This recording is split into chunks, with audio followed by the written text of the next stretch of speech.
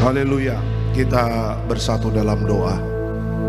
Kami siap diberkati oleh firman Tuhan pada sore hari ini, karena firman Tuhan itu yang memerdekakan setiap kami. Sembuhkan yang sakit Tuhan, berikan kelegaan kepada yang berbeban berat. Terima kasih Bapa yang siap diberkati oleh firman Tuhan. Dalam nama Tuhan Yesus, sama-sama kita katakan amin. Silakan duduk Bapak Ibu semuanya.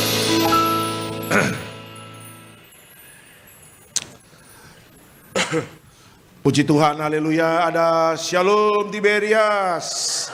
Apa kabar Bapak Ibu? Luar biasa, senang kembali bisa bertemu dengan Bapak Ibu di Gereja Tiberias Indonesia, cabang Bekasi Town Square. Tidak terasa kita sudah masuk di minggu yang kedua di bulan Juli ini. Doa saya Bapak Ibu semua tetap sehat, amin. Ya, diberkati Tuhan, ya, tetap kuat ya dalam menghadapi setiap tantangan-tantangan dalam hidup kita. Itu dia. Oke, kita langsung masuk dalam firman Tuhan. Bisa dikeluarkan temanya pada hari ini. Judulnya adalah 3 kekuatan hidup orang percaya. Oke, kita buka dulu dalam Roma 12 ayatnya yang ke-12. Saya akan bacakan. Bersukacitalah dalam pengharapan, sabarlah dalam kesesakan, dan bertekunlah di dalam doa.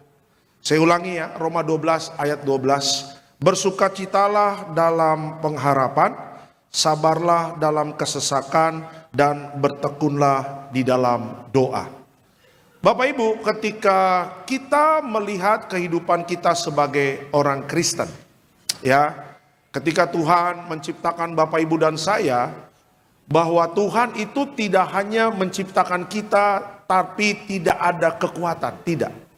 Tetapi Bapak Ibu dan saya harus tahu bahwa ketika Tuhan menciptakan Bapak Ibu dan saya, Tuhan juga memberikan kekuatan kepada kita. Ya, kalau bisa dikeluarkan dulu judulnya, yuk, bisa dikeluarkan dulu. Nah, ini dia ya, judulnya adalah 3 kekuatan hidup orang percaya. Kita buka lagi Mbak, Mas, Roma 12 ayat yang ke-12. Nah, bersukacitalah dalam pengharapan, saya baca lagi, ulangin ya. Bersukacitalah dalam pengharapan, sabarlah dalam kesesakan, dan bertekunlah di dalam doa. Yuk, slide selanjutnya. Tuhan tahu hidup tidak selalu mudah, karena itu Dia memberi kita 3 kekuatan untuk bertahan. Ya, ketiganya bukan teori, tetapi harus menjadi gaya hidup rohani setiap hari.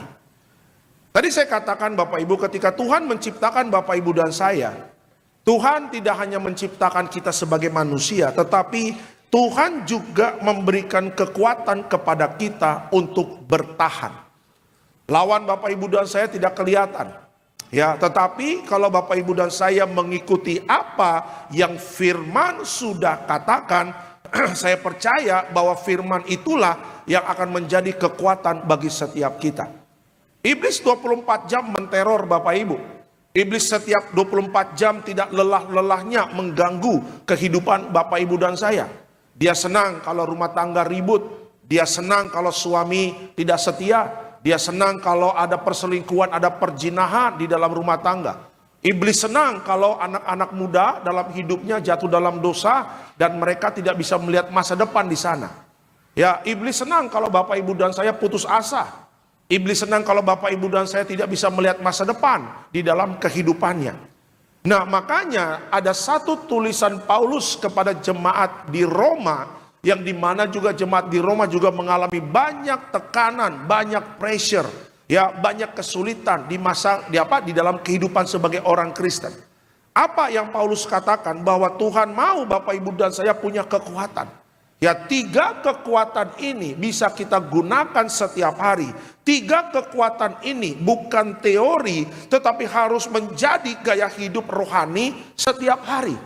Ya kan, bagaimana cara kita menghadapi tantangan akhir zaman? Ya, bagaimana Bapak Ibu dan saya menghadapi kesulitan-kesulitan dalam dunia ini? Ya kan, semua berteriak, semua mengatakan, Pak, hidup sulit, Pak, tantangan berat banget. Belum lagi menghadapi penyakit, ya, belum lagi anak-anak besok sudah mau sekolah, biaya tambah lagi, tambah beli buku, tambah beli baju sekolah, belum lagi SPP dan sebagainya. Ya kan, kalau kita mengandalkan kekuatan kita sendiri, dipastikan kita akan kalah. Makanya kita harus datang kepada Tuhan. Kenapa kita datang kepada Tuhan? Karena Allah adalah Allah yang sangat-sangat mengetahui bagaimana caranya. Untuk apa? Untuk memberikan kekuatan, untuk memberikan jalan keluar. Allah adalah pribadi yang sangat-sangat tahu bagaimana menyelesaikan segala perkara. Bapak Ibu lihat di Alkitab dari mulai Kejadian sampai Wahyu.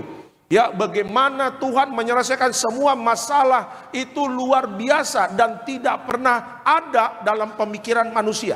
Sebagai contoh, kalau Bapak Ibu lihat bagaimana Tuhan menolong Israel bersama Musa. Ya kan, kalau kita baca Alkitab tentang bagaimana Tuhan membelah laut, itu tidak masuk dalam pikirannya Musa. Mungkin ketika Musa dengan Israel dikejar oleh Firaun, mungkin waktu Musa mengatakan, Tuhan tolong kami dikejar Firaun. Mungkin pemikirannya Musa, Tuhan bikin mati Firaun, langsung mati di tempat. Bisa saja berpikir seperti itu. Tetapi apa yang Tuhan lakukan berbeda dengan pikiran manusia. Tuhan belah laut. Kenapa? Ya, kenapa Tuhan belah laut? Di situ Tuhan ingin kasih tahu yang pertama kepada Musa dan Israel. Ya kan? Yang kedua, Tuhan ingin kasih tahu kepada Firaun bahwa percuma kau lawan Musa dan Israel. Kenapa? Karena di belakang Israel, di belakang Musa, itu adalah Allah yang menciptakan langit dan bumi. Ya kan? Dengan satu mujizat aja, dengan satu contoh saja, sebenarnya ini sudah menjadi kekuatan bagi Bapak Ibu dan saya. Untuk apa? Untuk terus melangkah dalam perjalanan iman. Tidak ada Allah di luar sana yang bisa membelah laut seperti Allah kita.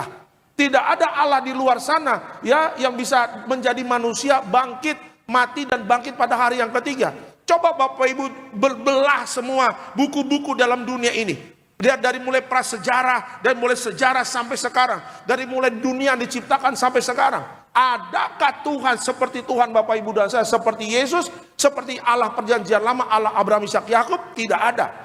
Makanya kalau Tuhan datang sama kita, Tuhan memberikan kekuatan kepada kita, ya bersyukur, gunakan kekuatan itu untuk menang dalam segala pertandingan iman. Ya, kita adalah orang-orang generasi yang lebih dari pemenang. Tetapi jangan hanya sampai slogannya doang. Aku generasi lebih dari pemenang. Disablon lagi di baju. Ya kan? Udah begitu dibikin lagi alamat email. Alamat emailnya apa? Lebih dari pemenang @yahoo.com. Oh haleluya. Iya kan? Ya apalah arti alamat email lebih dari pemenang? Apalah arti sablonan baju? Aku Laskar Kristus, generasi lebih dari pemenang. Tetapi dalam kenyataannya kita kalah.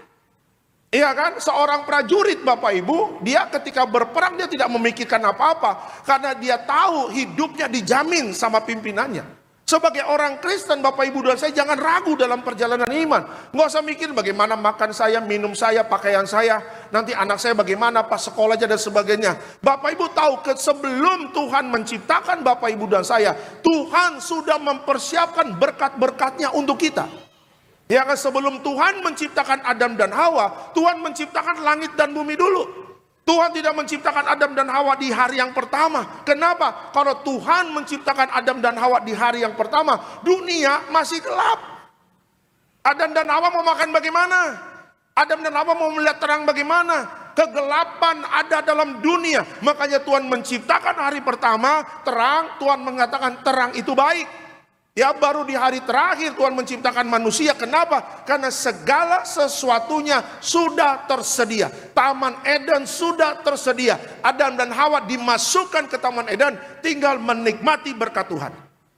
Jadi apa? Jadi sebelum Tuhan menciptakan Bapak Ibu dan saya, Tuhan sudah menyiapkan berkat-berkatnya untuk kita. Ya makanya Tuhan memberikan kekuatan kepada kita. Ya jangan kalah dalam pertandingan iman, jangan menyerah, jangan melempar bendera putih ketika Bapak Ibu dan saya sedang menghadapi masalah. Kenapa? Karena Tuhan ada di pihak kita.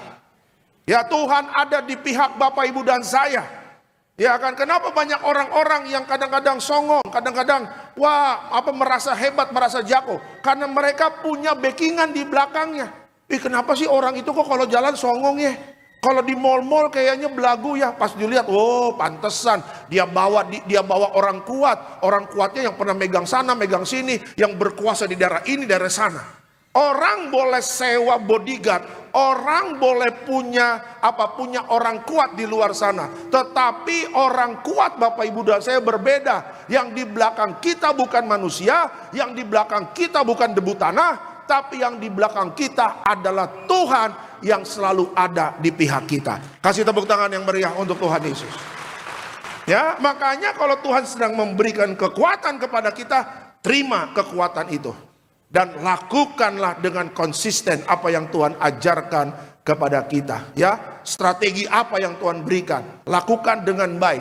Dunia punya strategi, setan punya strategi, Tuhan kita juga punya strategi. Amin. Kalau iblis ikut-ikutan kita, ya iblis selalu copy paste apa yang Tuhan buat. Ya kan, Tuhan bikin gereja, setan bikin gereja. Tuhan bikin Alkitab, setan juga bikin Alkitab. Tuh lihat. Di gereja ada pujian penyembahan, di gereja setan juga ada pujian penyembahan. Di gereja ada tubuh darah Yesus, di gereja sana, di gereja setan juga ada tubuh darah, ada pertumpahan darah. Tapi pertumpahan darahnya baiklah dibelah. Iya kan? Minta darah manusialah. Ya copy paste apa yang Tuhan lakukan, tetapi mereka tidak punya kuasa untuk menjamah Bapak Ibu dan saya selama Bapak Ibu dan saya ada di dalam perlindungannya Tuhan. Ya, makanya keadaan zaman bukan semakin mudah, tantangan semakin besar. Iblis setan sedang merencanakan suatu perencanaan yang jahat, tetapi bagi anak Tuhan, apalagi yang diberikan kekuatan sama Tuhan, 3 hal ini kalau kita lakukan, apapun yang terjadi, kita menang dalam segala perkara. Amin. Kasih tepuk tangan yang meriah untuk Tuhan Yesus. Oke, kita langsung masuk dalam slide selanjutnya. Nah, belajar dari Alkitab, apa 3 kekuatan hidup orang percaya? Ya, belajar dari Alkitab, apa 3 kekuatan hidup orang percaya? Yang pertama adalah sukacita dalam pengharapan. Ya, sukacita dalam pengharapan. Yuk kita lihat ayatnya dulu, Mazmur 42 ayatnya yang ke-6. Silakan Pak. Mazmur 42 ayat ke-6. Mengapa engkau tertekan, hai jiwaku, dan gelisah di dalam diriku? Berharaplah kepada Allah, sebab aku akan bersyukur lagi kepadanya, penolongku dan Allahku. Oke, apa maksud dari ayat ini? Di tengah kegelisahan, pemazmur mengingatkan dirinya untuk tetap berharap kepada Allah. Harapan inilah yang memulihkan sukacita bahkan sebelum keadaan berubah. Roma 12 tadi ayat 12 mengatakan bersukacitalah di dalam pengharapan. Ya, kalau kita baca juga Mazmur 42 ayat yang ke-6. Ya, ketika pemazmur sedang menghadapi tantangan, sedang menghadapi pressure, Alkitab mengatakan engkau tertekan hai jiwaku dan gelisah di dalam diriku. Ya, Daud adalah satu pribadi yang luar biasa.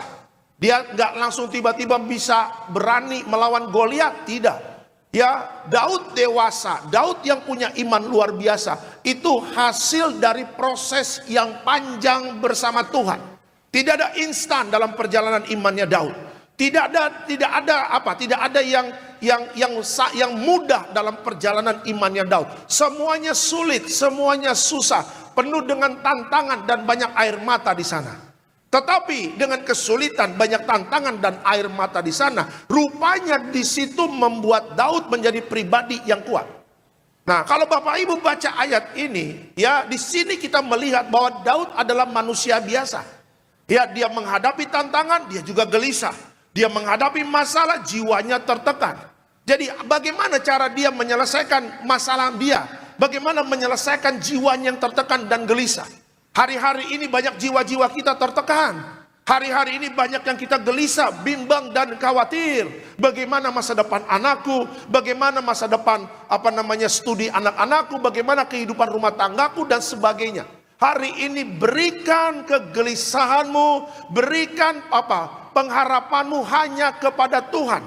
Itulah yang dilakukan oleh pemazmur. Ketika dia gelisah, ketika dia tertekan dalam hidupnya, apa yang dia lakukan? Dia tidak berharap kepada manusia. Tapi yang dia lakukan adalah apa? Dia berharap kepada Allah. Kenapa? Karena kalau kita berbicara tentang Allah, semua apa yang Tuhan lakukan, semua ada di Alkitab. Semuanya menunjukkan manusia tidak punya kuasa, Tuhan punya kuasa. Ya, karena kalau kita berbicara tentang manusia, kita berbicara tentang Allah, kita harus bedah satu-satu itu Bapak Ibu. Ya kan, kalau kita berbicara manusia, apa yang manusia bisa perbuat? Ya, kenapa manusia kok mengandalkan manusia? Kenapa kok Alkitab mengatakan terkutuklah orang yang mengandalkan manusia? Ayo kita bedah, manusia itu apa? Manusia sebelum menjadi daging seperti kita ini, dia adalah debu tanah, kata Alkitab. Ya kan, tangannya Tuhan sendiri yang merangkai dari kepala sampai kaki. Organ-organ tubuh Tuhan yang rangkai semuanya. Ketika dia mau hidup, Tuhan hembuskan nafas kehidupan kepada manusia debu tanah itu. Jadilah Alexander Simanjuntak. Ya, Tuhan bikin lagi debu tanah, dibikin putih banget. Jadilah Marcel Sairang, Bapak Ibu, ya kan. Ya, jadi kita bedah itu aja, dua aja dari manusia, bagaimana jadinya manusia dari debu tanah. Jadi benar yang Alkitab mengatakan, ngapain mengandalkan debu tanah? Ya, apalagi Bapak Ibu bisa bedah tentang apa yang manusia bisa lakukan di dalam Alkitab. Apakah orang buta, seorang manusia yang buta di Alkitab bisa menyembuhkan kedua matanya sendiri? Gak bisa. Coba lihat tuh. Apakah seorang kusta di Alkitab Perjanjian Baru bisa menyembuhkan kustanya sendiri? Seorang manusia yang kena kusta bisa menyembuhkan kustanya sendiri? Tidak bisa. Ketika ada orang kelaparan 5.000 orang, ya kan, Yesus menanyakan, ini 5.000 orang ikut KKR dari tadi pagi sampai malam, mereka belum makan. Belum, Guru. Kenapa nggak cari makanan? Ya, warung Padang pagi sore udah tutup, katanya begitu. Payakumbuh sudah tutup. Sederhana warung Padang sudah tutup. Kami tidak bisa melakukan apa-apa. Coba lihat, kami tidak bisa melakukan apa-apa. Kata Yesus, apa yang ada padamu?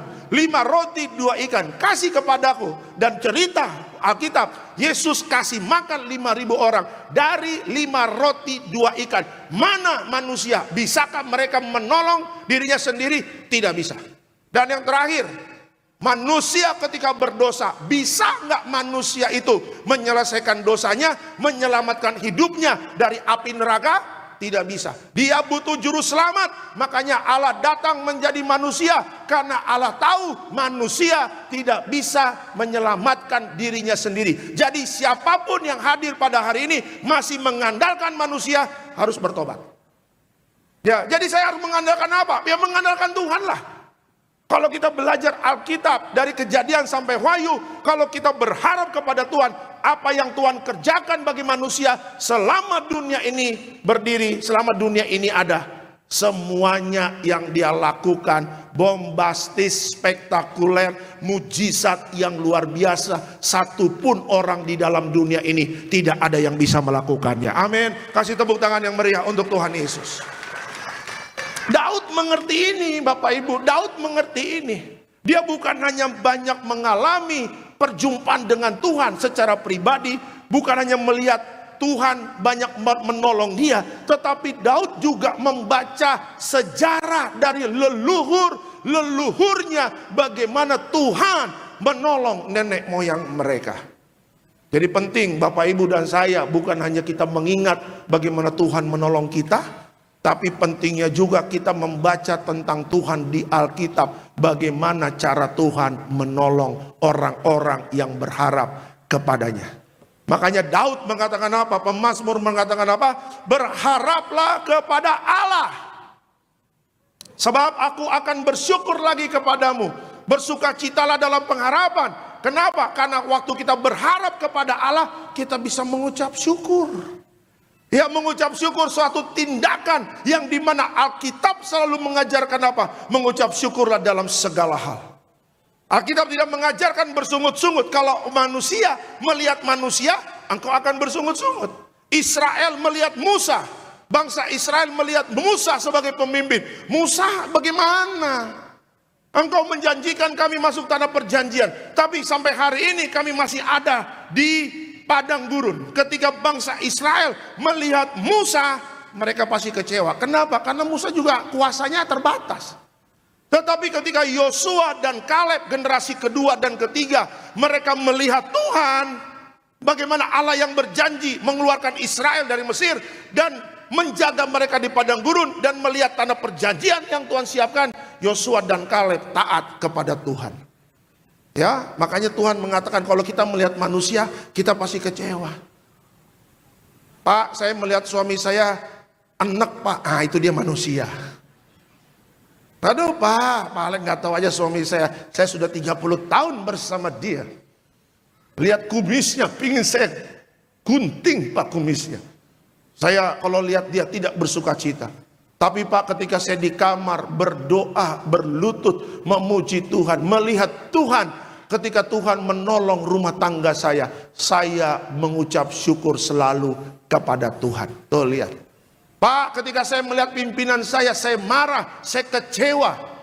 Kenapa pimpinan saya menjadi pemimpin yang tidak adil di kantor saya? Saya disisihkan. Tetapi waktu saya berdoa kepada Tuhan, saya melihat Allah, saya berharap kepada Allah, saya bisa mengucap syukur. Rupanya Tuhan sendirilah yang memberikan kekuatan untuk aku bisa mengampuni pimpinanku di kantor. Tuh lihat.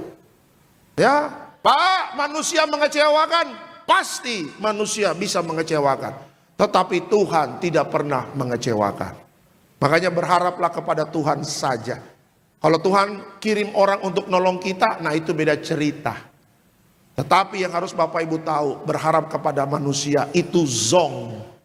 Berharap kepada manusia kena prank nanti, engkau tidak dapat apa-apa. Berharap kepada Tuhan, engkau bisa mengucap syukur. Berharap kepada Tuhan, Bapak Ibu dan saya bisa bersuka cita. Dan orang yang berharap kepada Tuhan akan melihat janji Tuhan digenapi dalam hidupnya. Amin. Kasih tepuk tangan yang meriah untuk Tuhan Yesus. Kekuatan pertama bagi kehidupan orang percaya apa? Yang pertama adalah sukacita di dalam pengharapan. Itu yang pertama. Yang kedua, kekuatan yang kedua adalah apa? Yang kedua adalah sabar dalam kesesakan. Ya, sabar dalam kesesakan. 2 Korintus 4 ayatnya yang ke-17. 2 Korintus 4 ayatnya yang ke-17. Silakan, Pak. 2 Korintus 4 ayat yang ke-17. Sebab penderitaan ringan yang sekarang ini mengerjakan bagi kami kemuliaan kekal yang melebihi segala-galanya, jauh lebih besar daripada penderitaan kami. Oke, tulisan Paulus kepada jemaat di Korintus. Artinya apa? Kesabaran bukan pasrah, tetapi pilihan untuk tetap percaya meski hasil belum terlihat. Dalam kesesakan Tuhan sedang mengerjakan sesuatu yang kekal di balik yang sementara.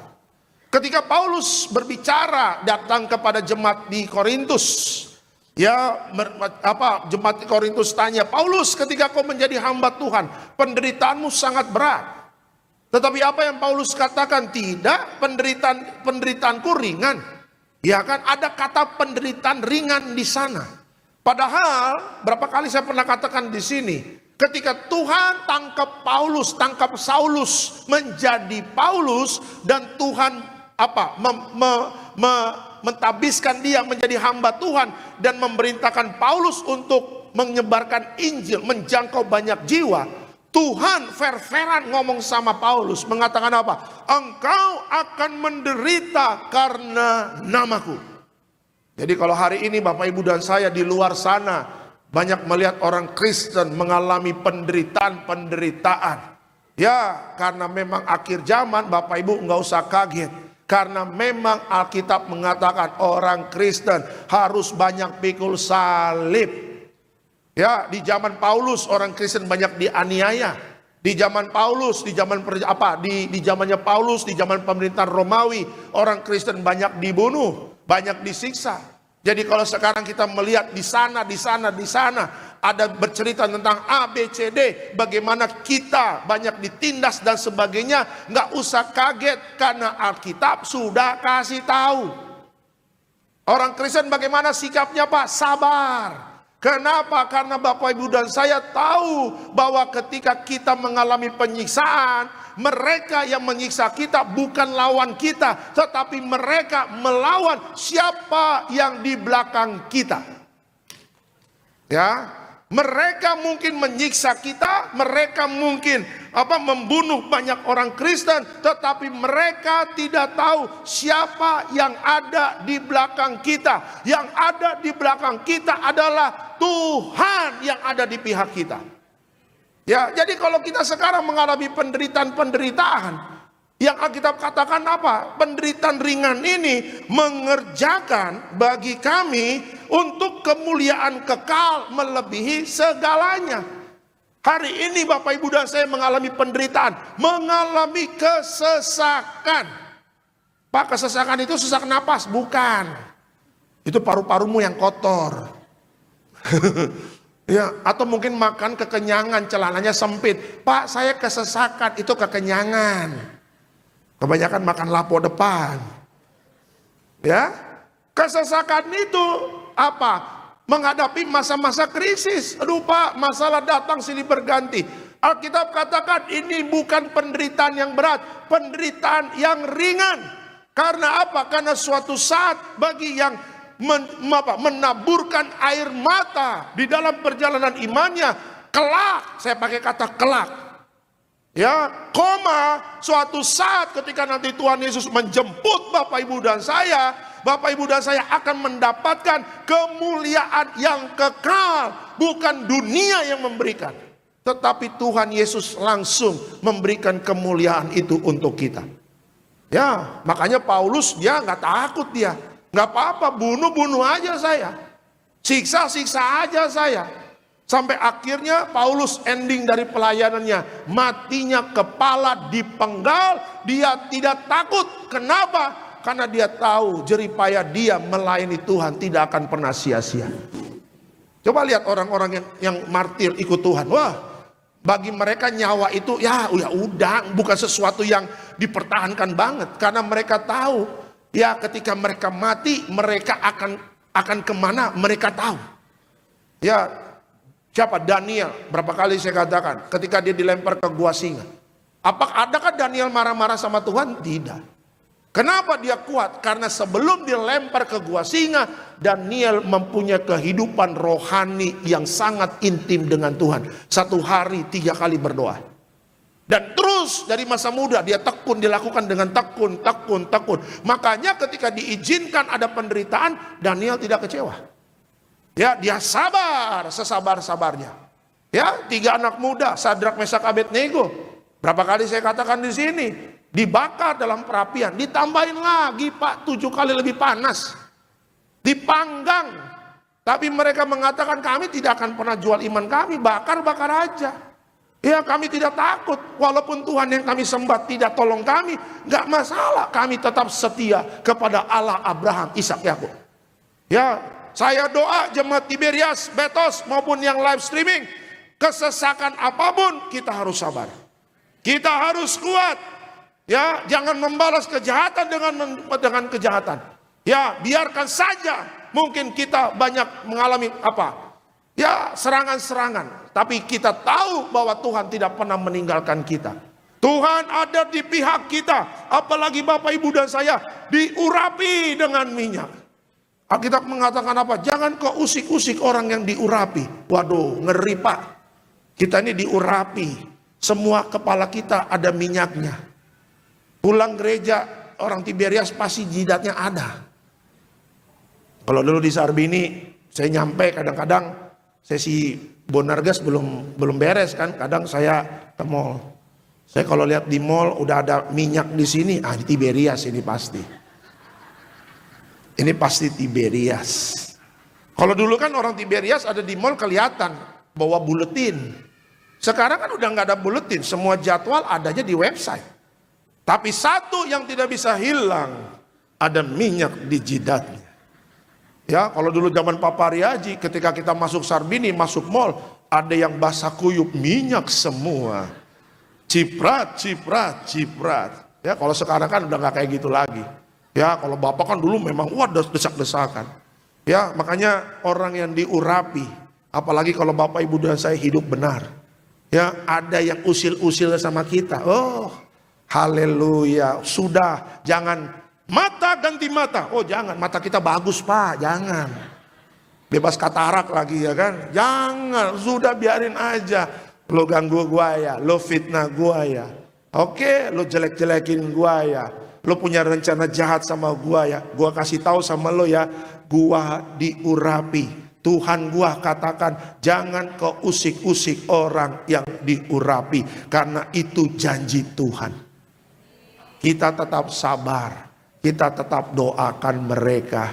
Justru waktu kita mendoakan mereka, siapa tahu mereka akan muncul Paulus-Paulus yang baru.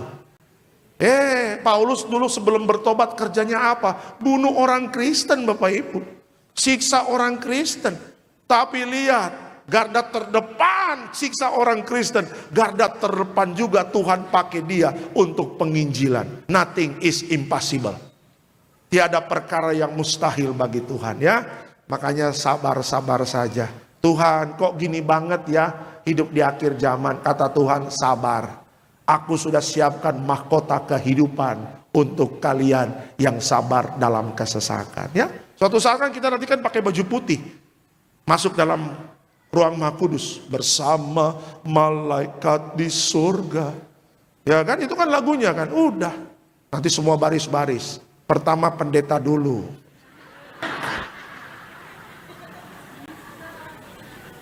Ya iyalah.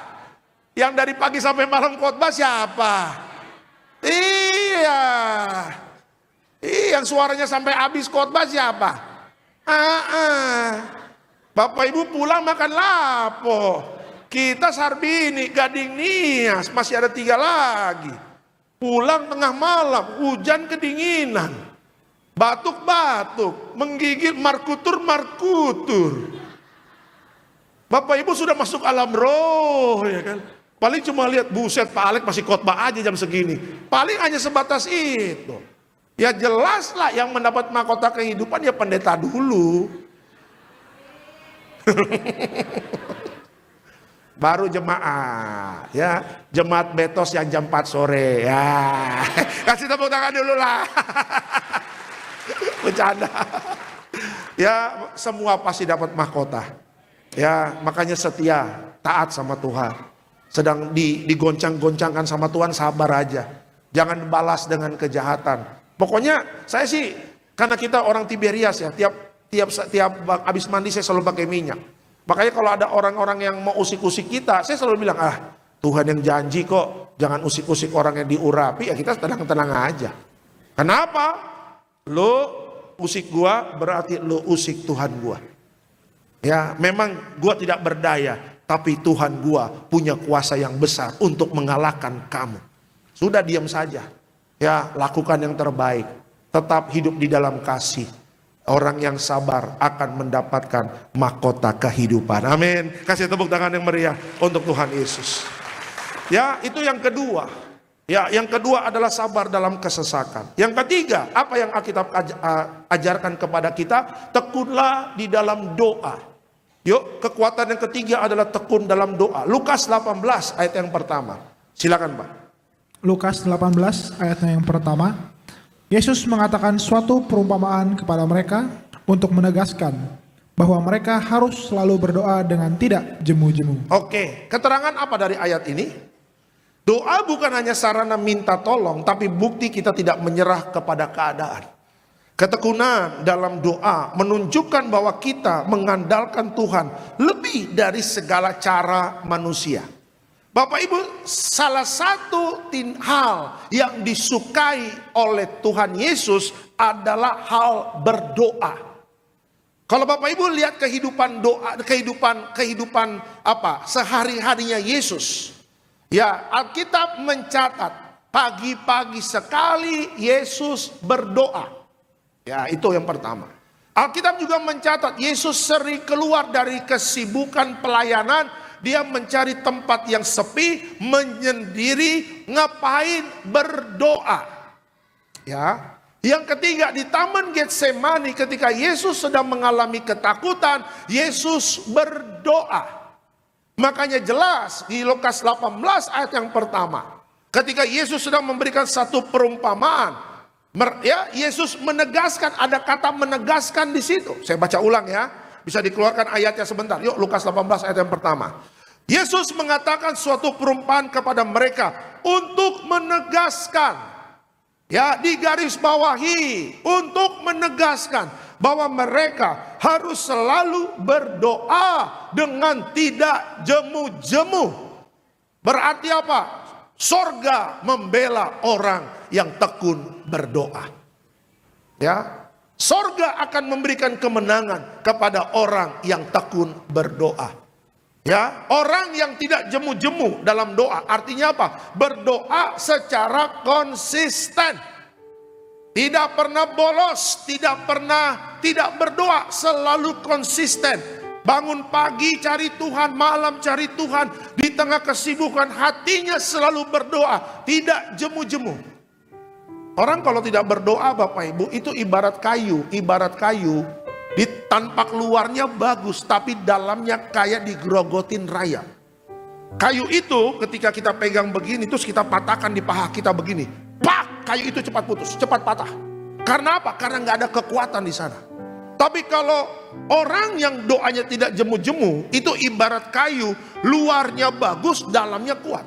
Ketika kita mau patahkan dengan kaki kita begini, pak, kayu itu tidak patah. Kenapa? Karena ada kekuatan di dalamnya. Ya, orang mungkin menilai kita, orang ini kayaknya gampang dijatuhkan. Ya kan, orang itu kayaknya biasa-biasa. Hati-hati. Tampak luar boleh biasa, tapi orang yang berdoa dalamnya itu luar biasa. Ya, mau digoncangkan dia kuat. Menghadapi masalah dia tidak mundur dalam perjalanan iman. Kenapa? Karena dia tahu rahasianya, yaitu apa? Berdoa. Ya, makanya jangan malas berdoa. Orang Kristen nggak berdoa kalah.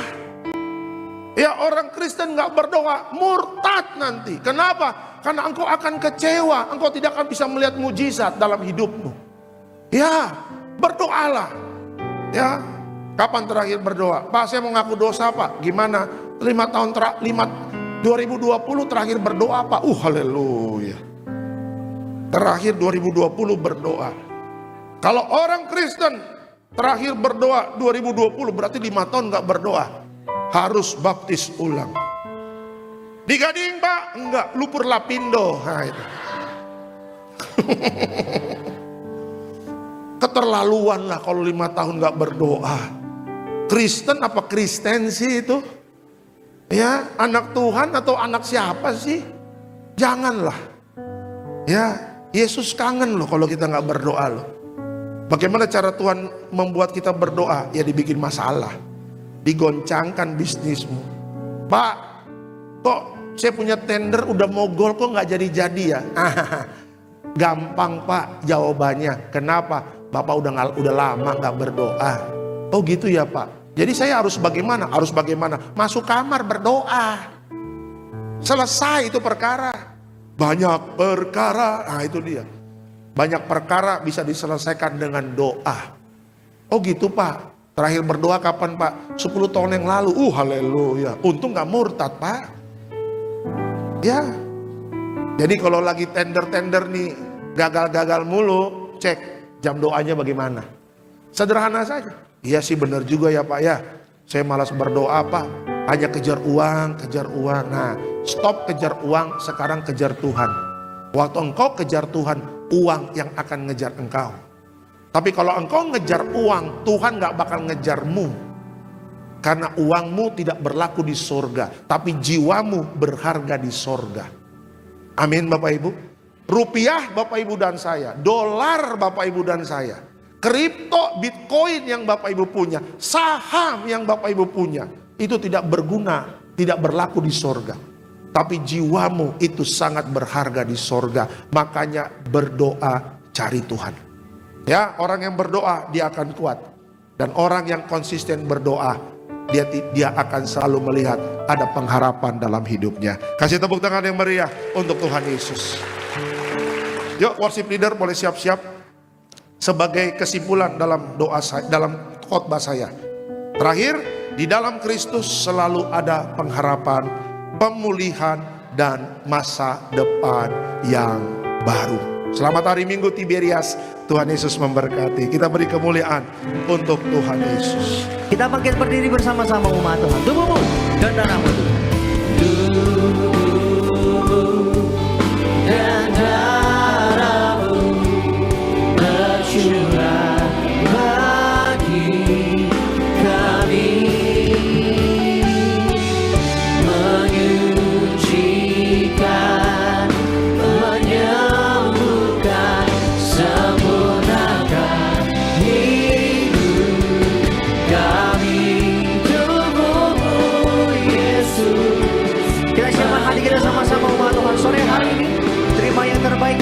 kuasa mujizat, periksakan perjamuan kudus tubuh di dalam Tuhan Yesus Kristus. Ku jadi baru karena kasih-Mu.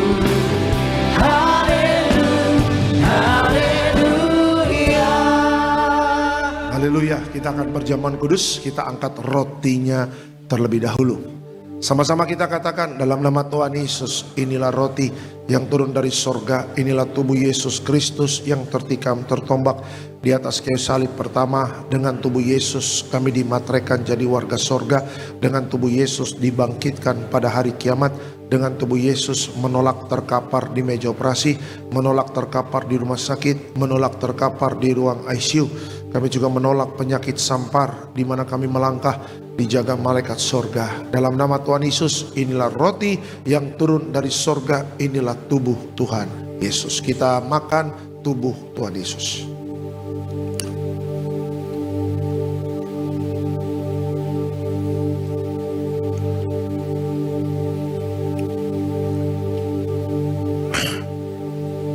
Kita angkat anggur, sama-sama kita katakan dalam nama Tuhan Yesus, inilah darah Yesus Kristus sebagai perjanjian baru yang kekal.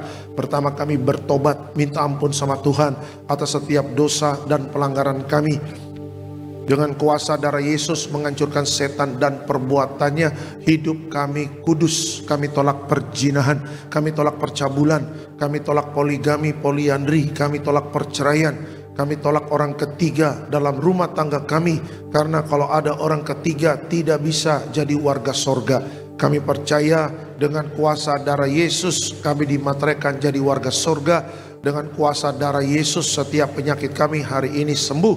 Kami tolak sakit jantung, kami tolak sakit paru-paru, kami tolak sakit ginjal, kami tolak sakit diabetes, hepatitis, kami tolak darah tinggi, darah rendah, kami tolak stroke, kami tolak kanker, tumor, kista, miom, kami tolak mandul, kami tolak keguguran. Kami percaya dengan kuasa darah Yesus hari ini aku sehat, aku sembuh, mujizat terjadi.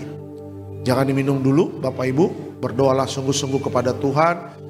Perkatakan setiap pengharapanmu kepada Tuhan, minta kekuatan, kesabaran dalam menghadapi setiap kesesakan, dan berdoalah dengan tidak jemu-jemu kepada Tuhan. Makasih Tuhan.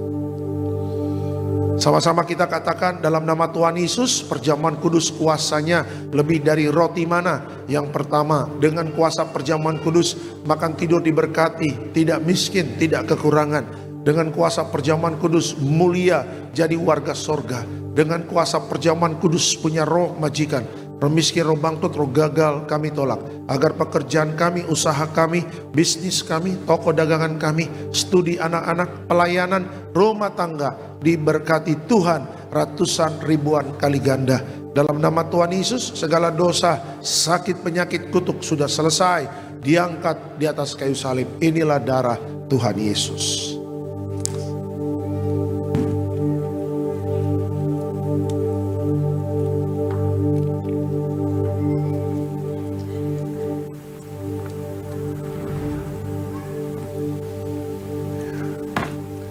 Minyak urapan memuliakan Allah dan manusia, hancurkan setan, sembuhkan orang sakit, diurapi penuh kemuliaan Tuhan. Mujizat terjadi dalam nama Tuhan Yesus. Inilah minyak urapan dalam nama Tuhan Yesus. Diberkati setiap pokok doa, doa orang benar bila yakin didoakan besar kuasanya.